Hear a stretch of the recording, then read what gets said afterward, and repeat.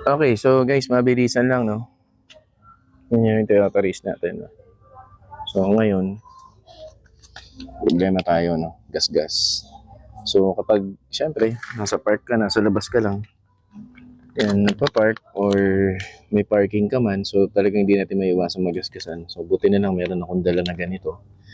So lagi ko tong nagagamit guys, no? Lalo na sa mga maliliit lang naman na gas-gas, touch-up paint.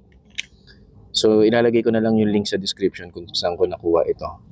Punasan muna natin ng alcohol, no, para kumapit yung pintura and i-dry natin.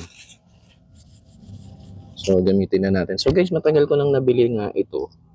Isang taon na, pero hanggang ngayon, no, buhay pa rin yung paint, no. Hindi pa siya nagda-dry, no. So make sure lang na i-keep nyo sa magandang storage, yung hindi na aarawan para hindi agad siya matuyo.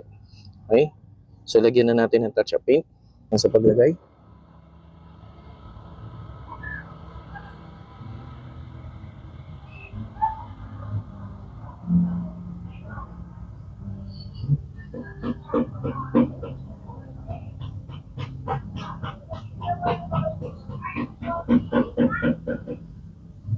Kung may mas makuha kayo mas manipis na brush, mas maganda.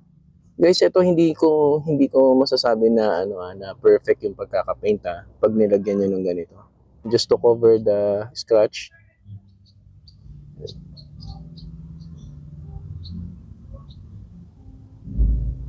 So let it dry guys.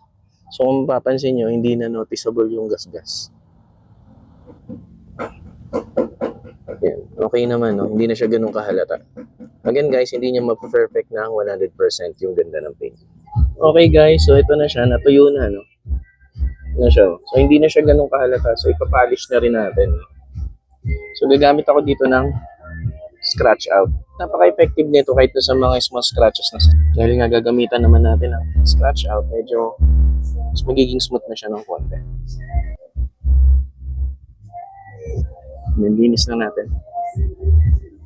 Hindi na siya ganun kahalata.